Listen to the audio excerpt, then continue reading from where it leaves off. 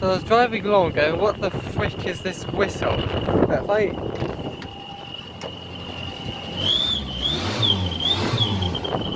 someone's just fit the turbo to my car. I come around here expecting to be something in the engine bay. But like, someone's stuck something in my exhaust. I can't get it out either. There we go. How the frick's that? Huh. I thought, it really confused me that. I was expecting it to be something in the engine somewhere. It's like, I don't know, something's fallen onto the alternator or something. But yeah, I certainly wasn't expecting that.